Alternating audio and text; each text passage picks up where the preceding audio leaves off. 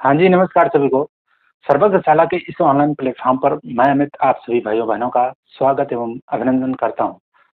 सबसे पहले तो thank you very much to all of you because क्या आपके सहयोग और समर्थन से हमारे चैनल पे आप जो है हम 1000 सब्सक्राइबर कंप्लीट कर लिए हैं। यह छोटी ही अचीवमेंट है बट हमारे लिए बहुत ही इम्पोर्टेंट है क्योंकि इस अचीवमेंट के द्वारा ही मुझे जो है आगे काम करने का मोटिवेशन मिलेगा और धीरे-धीरे चैनल का जो ग्रोथ है वह आप लोगों के सहयोग से हो रहा है।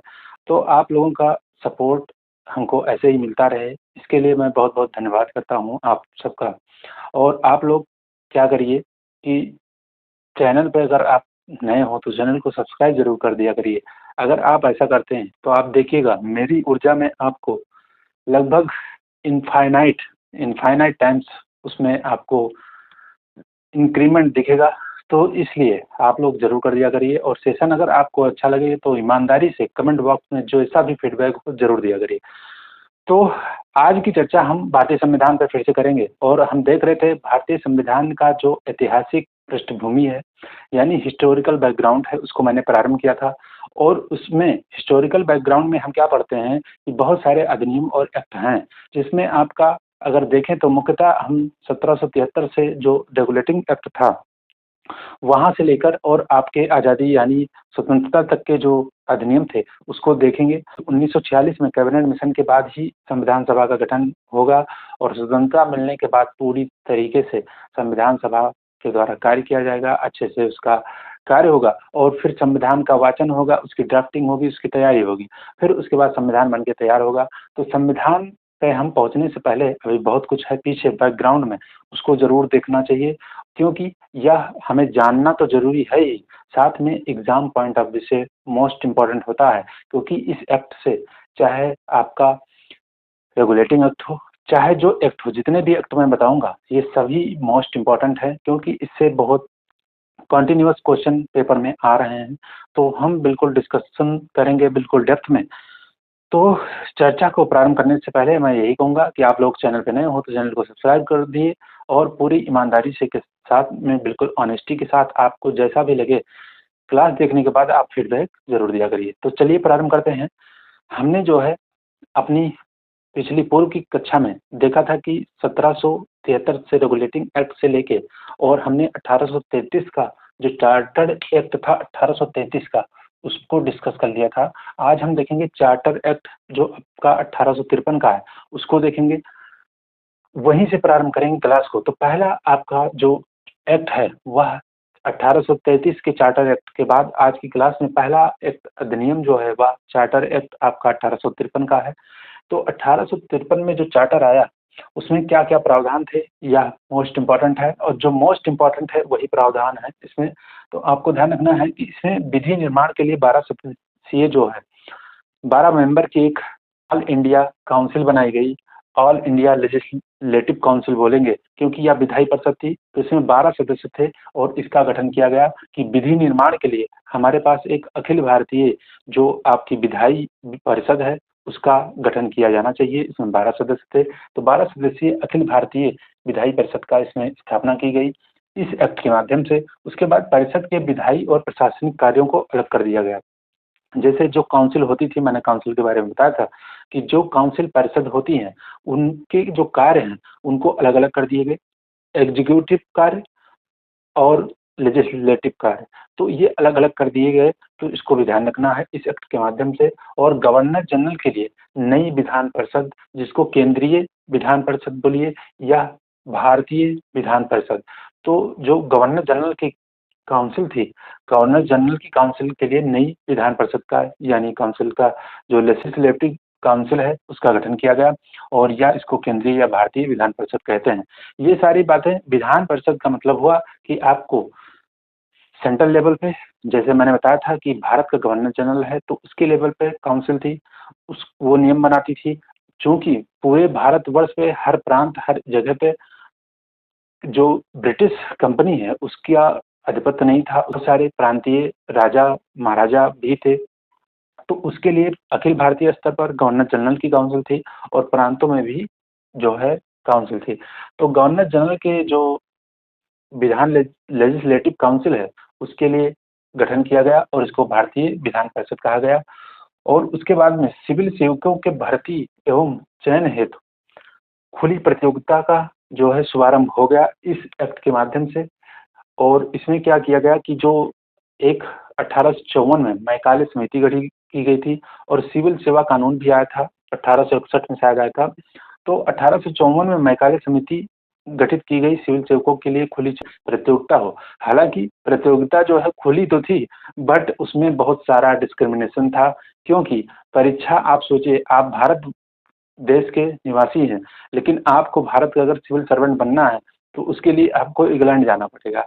इंग्लैंड में पेपर होता था, वो भी भाषा कौन सी आप देखिए, भाषा भाषा फ्रेंच, फ्रांसीसी भाषा और स्पेनिश, इन भाषाओं में परीक्षा होती थी, प्रवेश परीक्षा। और एज आप सोचिए, एज एज पहले शायद 23 थी, फिर उसके बाद 21 कर दी गई थी। एज एज आप मैक्सिमम 23 थी, ध्यान रखिएगा।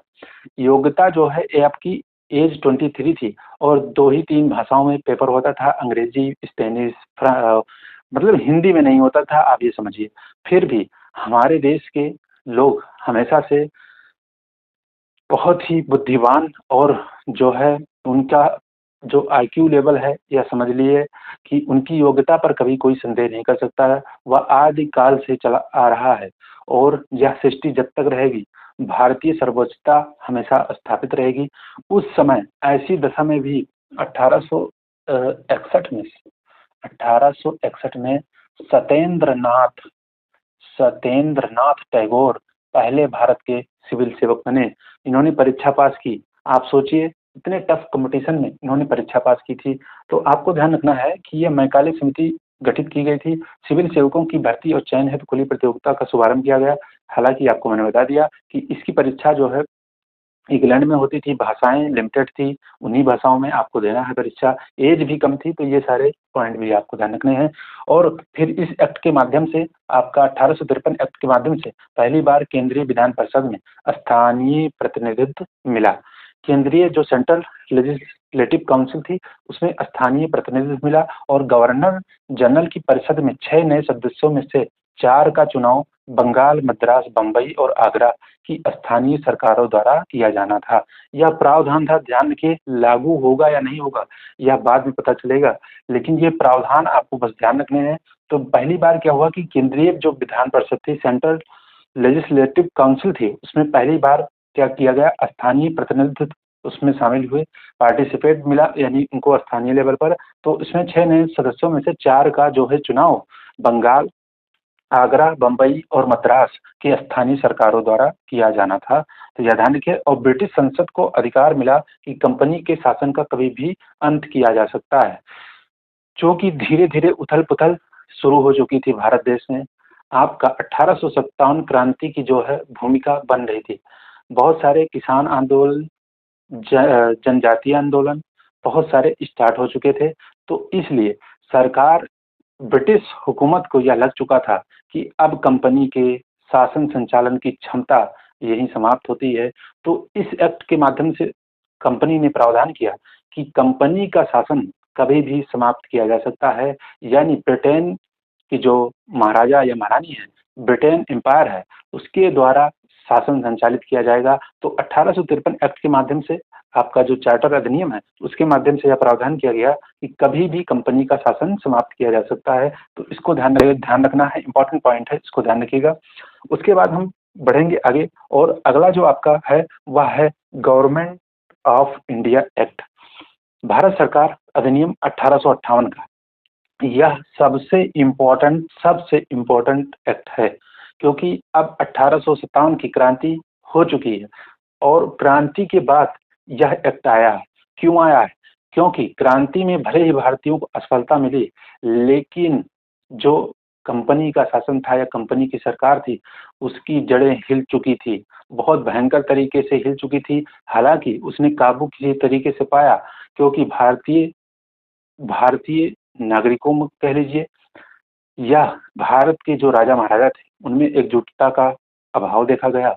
और 1857 की क्रांति एकजुटता के अभाव के कारण और सही से रणनीति ना बना पाने के कारण ये असफल हुई।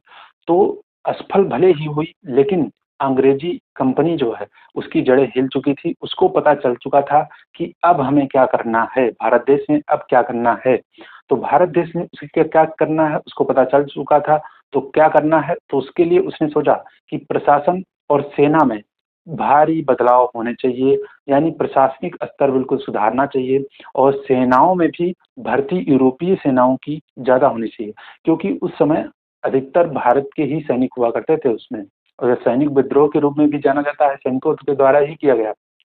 तो ऐसे ही बम्बई और आपका जो मद्रास है, वहाँ पे क्या किया गया कि जो अगर 5 भारतीय सैनिक हैं, तो उसमें से 2 यूरोपीय 5 भारतीयों पर 2 यूरोपीय सैनिक। वहीं बंगाल की बात करें तो उस पे 2 भारतीय सैनिकों पर 1 यूरोपीय सैनिक तैनात कर दिए गए। और इसमें एक चीज़ और ध्यान रखना है आपको, एक थी लिंक्ड बटालियन योजना प्रारंभ की गई, जो आपकी ब्रिटेन ब्रिटेन में बैठे सरकार, ब्रिटेन के राजा महाराजा द्वारा एक लिंक्ड बटालियन योजना प्रारंभ की गई। इसमें इसके माध्यम से भारत में यूरोपीय सेना को समय समय पर इंग्लैंड में क्या किया जाएगा, बेहतर किया जाएगा, यानी प्रशिक्षण दिया जाएगा। जो भारत में सेनाएं हैं, यूरोप की सेनाएं हैं, उनको इंग्लैंड में बार बार जाना है और वहां पे प्रशिक्षण लेके आना है। तो सैनिक बदलाव यह किया गया। इसको बोलते हैं लिंक्ड इसको बोलते हैं लिंक्ड लिंक्ड परियोजना, लिंक्ड लिंक्ड बटालियन योजना, लिंक्ड बटालियन योजना बोलते हैं। इसके माध्यम से जो यूरोपीय सैनिक थे, उनको, जो भारत में यूरोपीय सैनिक हैं, उनको इंग्लैंड में जाके बार बार उनको प्रशिक्षित करना था इस योजना के माध्यम से। और इसमें एक सेना विलय योजना 1861 ने, इसमें भी क्या किया गया कि सेना को जो है क्राउन के अधीन कर दिया गया था। तो ये सारी बातें हैं। सरकार को पूरी तरीके से ब्रिटेन महारानी महाराजा को पता चल चुका था कि अब कंपनी के बस का नहीं है, अब इसको हमें अपने आगे लेना है। तो इसीलिए 1857 की क्रांति के बाद भारत सरकार अधिनियम आया, गवर्नमेंट ऑफ इंडिया एक्ट 1858, और कंपनी के शासन का अंत कर दिया गया। और प्रशासन व भारतीय राजस्व पर इंग्लैंड के जो है सम्राट हैं, उनके अधीन हो गए। प्रशासन और भारतीय राजस्व ये दोनों इंग्लैंड के सम्राट के अधीन हो गए और कंपनी का शासन का अंत कर दिया गया 1858 एक्ट के माध्यम से। उसके बाद गवर्नर जनरल, जो गवर्नर जनरल होते थे, आपको मैंने बताया था कि पहले तो अलग अलग प्रांतों के गवर्नर जनरल होते थे, फिर उसके बाद में बंगाल के गवर्नर जनरल हुए। उसके बाद बंगाल के गवर्नर गवर्नर जनरल को संपूर्ण भारत का गवर्नर जनरल कहा जाने लगा। अब क्या किया गया है कि जो गवर्नर जनरल थे उनको अब वायसराय बना दिया गया, यानी उनको अब वायसराय कहा जाएगा। ऐसा समझ लीजिए जैसे वर्तमान में राष्ट्रपति हैं, तो राष्ट्रपति क्या होते हैं, पूरे head of the state, head of the मतलब स्टेट का यहाँ पे अर्थ है देश। तो हेड ऑफ द स्टेट हैं वो, भले ही वो नाम मात्र के हैं। ऐसे ही समझ लीजिए जो वायसराय थे, ये यहाँ पे सत्ता जो है संचालित कर रहे हैं, लेकिन उनको कंट्रोल कहाँ से किया जा रहा है, महारानी या सम्राट के द्वारा वहाँ से कंट्रोल किया जा रहा है। तो ऐसे ही आप समझ लीजिए जैसे ब्रिटेन के सम्राट हैं, वो उनको प्रधानमंत्री समझ लीजिए। एग्जीक्यूटिव पावर जो कार्य करने की क्षमता उनकी है वो वहाँ से आ रही है। और साथ में इनका जो लेजिस्लेटिव पावर है या हेड ऑफ द स्टेट समझ लीजिए, वो आपके वायसराय बन चुके हैं। तो वायसराय को एक तरीके से आप राष्ट्रपति मान के चलिए कि राष्ट्रपति जैसे होता है उसी तरीके का वायसराय है। वो पूरा आपका भारत में जो ब्रिटिश शासन है उसको संचालित करेगा। तो कंपनी के शासन का अंत करके जो है भारत का जो राजस्व है और प्रशासन है वह इंग्लैंड सम्राट के अधीन हो गया और गवर्नर जनरल भारत का वायसराय बन गया।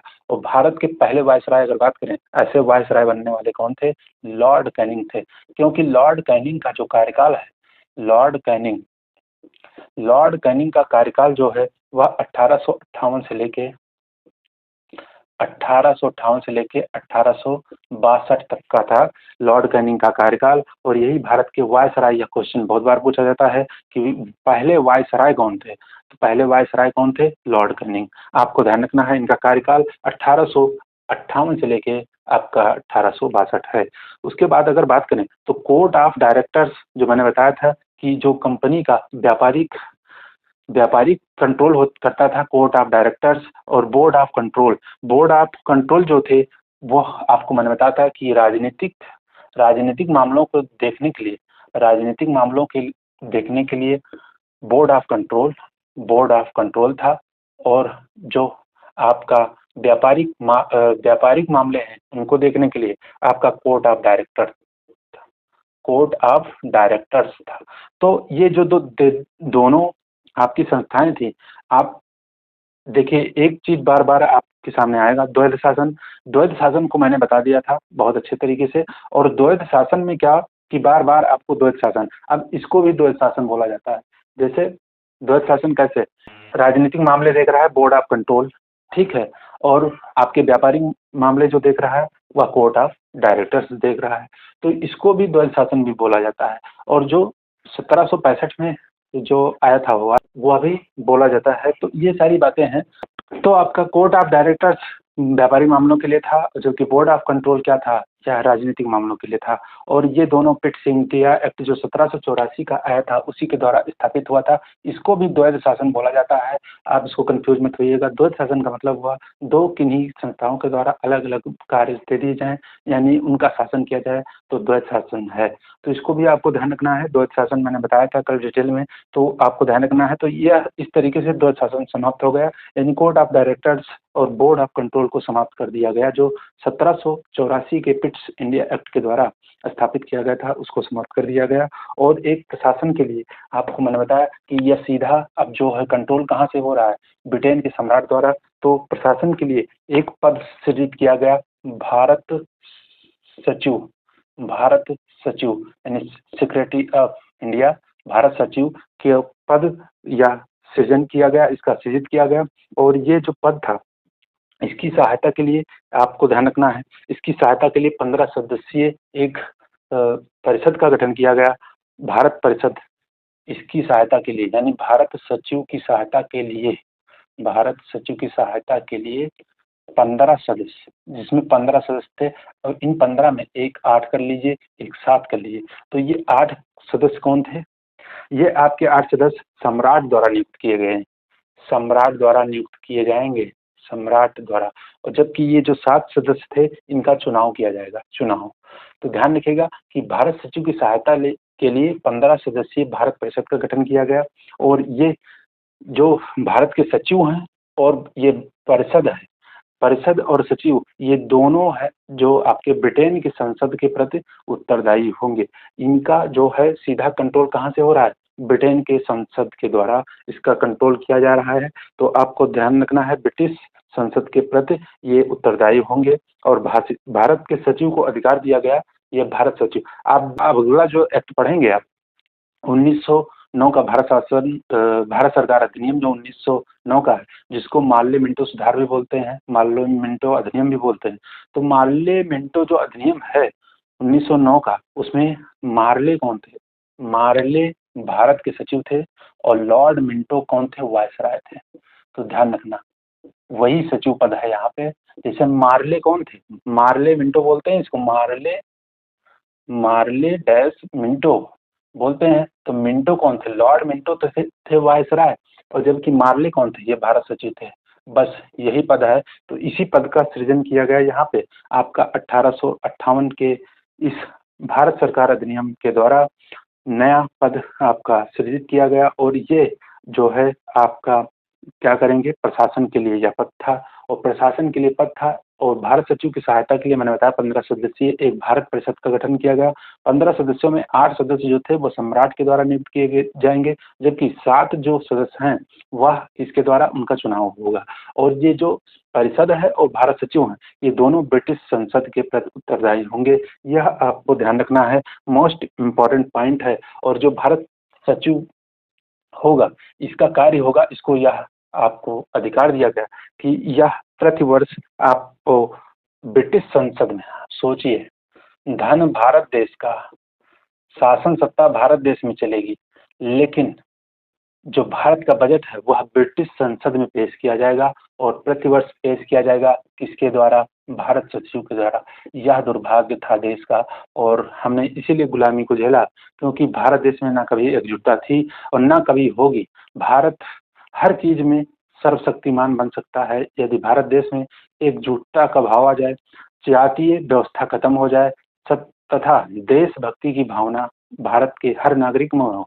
आज देख लीजिए, छोटे छोटे देश आपके इजराइल, यूक्रेन, ये सब एग्जाम्पल हैं एकजुटता के भाव के। इजराइल अगर आज लड़ रहा है इतनी इस्लामिक कंट्री और साथ में आतंकवाद से, तो वहाँ जो भारत देश में एकजुटता का भाव है, अगर वह होता तो इजराइल कब का नेस्तनाबूद हो चुका होता।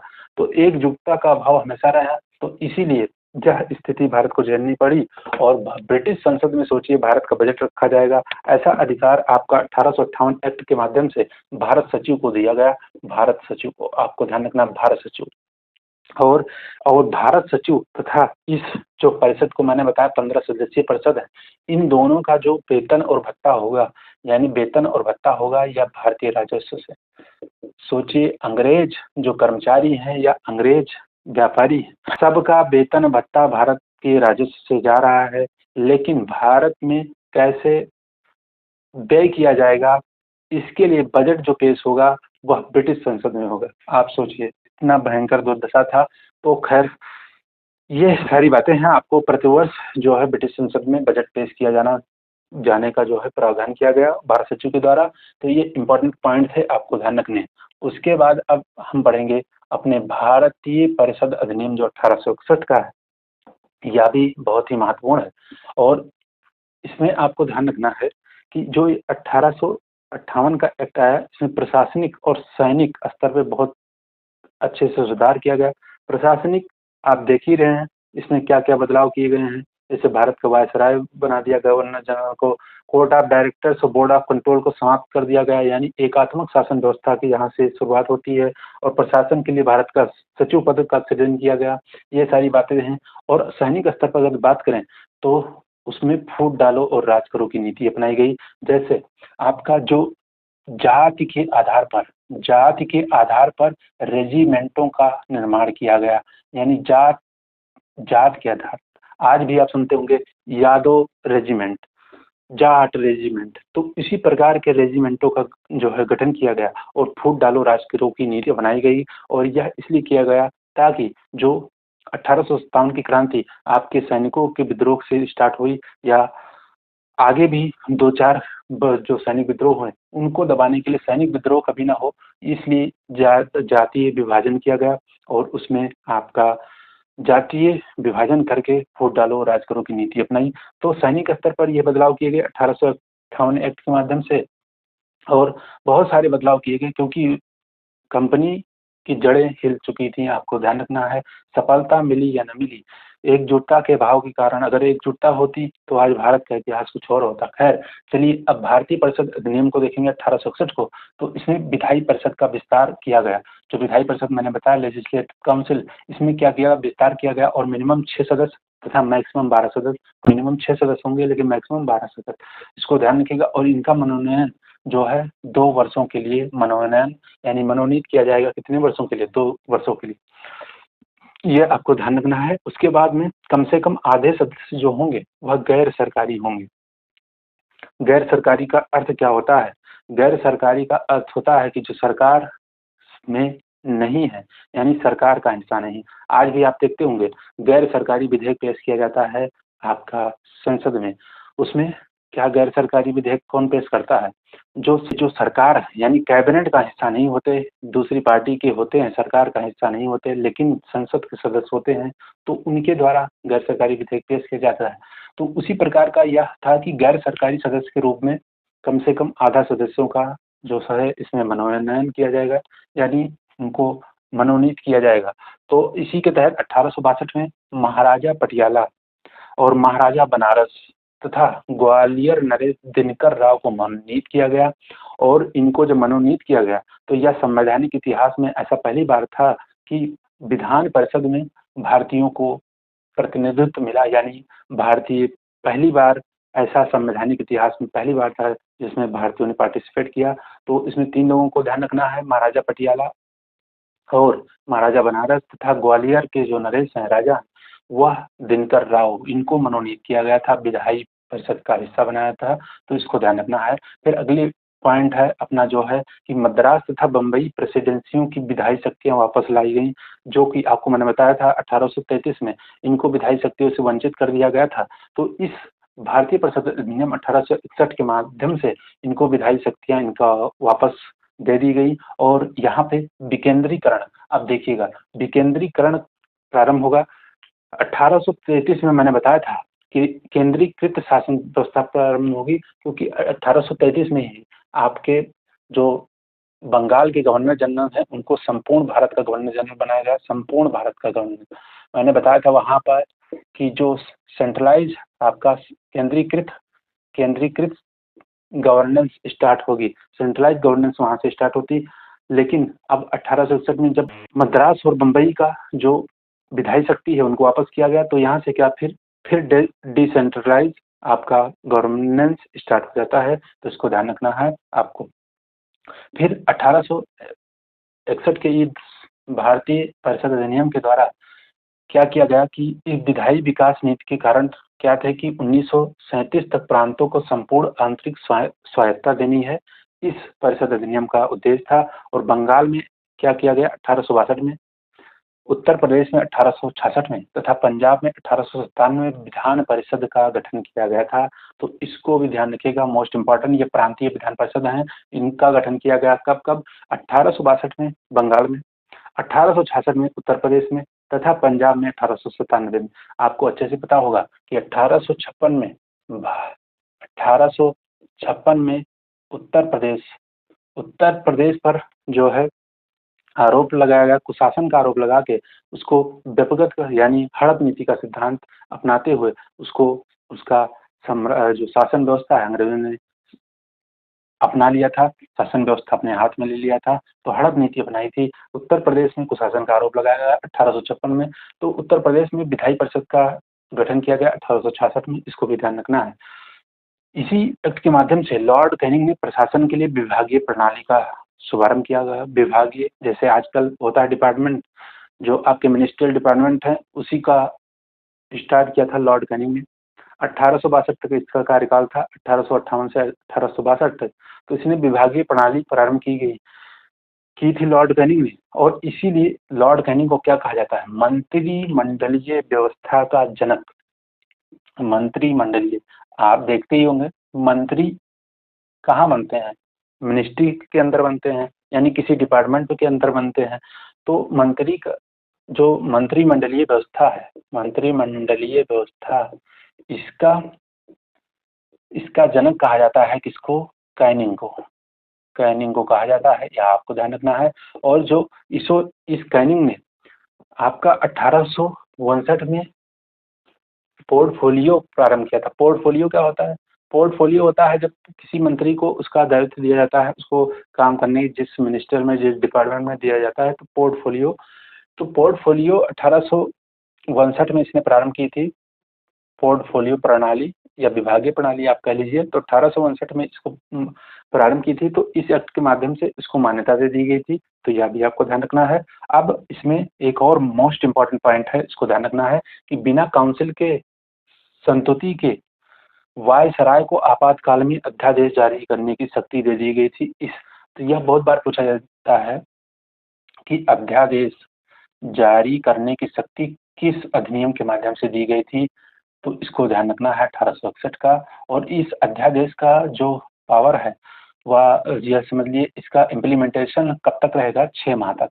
6 माह तक इसको लागू किया जा सकता है। जैसे कोई आपातकालीन स्थिति आती है, इमरजेंसी सिचुएशन है, तो उस सिचुएशन में ये अपने जो वायसराय हैं वो अध्यादेश जारी कर सकते हैं, अध्यादेश। और ये 6 माह तक प्रभावी हो सकता है। तो बिना काउंसिल, बिना परिषद के जो है रिकमेंडेशन के ये अध्यादेश जारी कर सकते हैं। जैसे आप देखिए आज वर्तमान में क्या होता है, वर्तमान में यही तो है, राष्ट्रपति जब कोई इमरजेंसी सिचुएशन होती है या आपका संसद का जो सत्र है वह चल नहीं रहा है, संसद का सत्र चल नहीं रहा है, वह छुट्टी में है, तो उस समय अगर कोई सिचुएशन ऐसी आई तो वह आपके अध्यादेश ऑर्डिनेंस जारी कर सकते हैं। तो उसी प्रकार का ऐसे ही है। तो वायसराय को शक्ति दी गई थी, आपको ध्यान रखना है।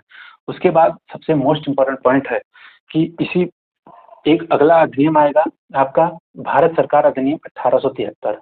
इसमें 2-3 पॉइंट है, आपको बहुत अच्छे से याद रखने हैं, कभी भूलना नहीं है, कभी भूलना नहीं है। देखिए 1858 के एक्ट के माध्यम से क्या किया गया कि कंपनी का जो है शासन का अंत किया गया, कंपनी के शासन का अंत किया गया भारत में।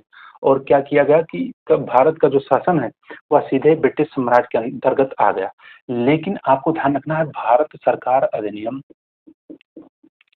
1873, अधिनियम 1873, इसको ध्यान रखना है। इसके अंतर क्या किया गया था, 1 जनवरी 1874 को, 1 जनवरी 1874 को क्या कंपनी को ही भंग कर दिया गया। ध्यान रखिएगा, ईस्ट इंडिया कंपनी को भंग कर दिया गया, यानी डिजॉल्व कर दिया गया, उसकी समाप्ति कर दी गई कि अब यह कंपनी ही एग्जिस्ट नहीं करेगी। मान लीजिए कंपनी के कर्मचारी या उसके जो गुड़ बना के कुछ ऐसा कर लें, तो ऐसा सिचुएशन ना आए, या समझ लीजिए पूरी तरह से ब्रिटिश सम्राट अपने अधीन लेना चाहते थे भारत के शासन सत्ता को, तो इसको भंग कर दिया गया, यानी डिजॉल्व कर दिया गया। और उसके बाद में एक फैक्ट और ध्यान रखना है कि 28 अप्रैल 1876 को जो ब्रिटेन की महारानी है, ब्रिटेन की महारानी को भारत की साम्राज्ञी घोषित किया गया। साम्राज्ञी को बोलते हैं इम्प्रेस। तो ब्रिटेन की महारानी को भारत की साम्राज्ञी घोषित किया गया 28 अप्रैल 1876 को। और कंपनी कब भंग किया गया यह भी ध्यान रखिएगा, 1 जनवरी 1874 को।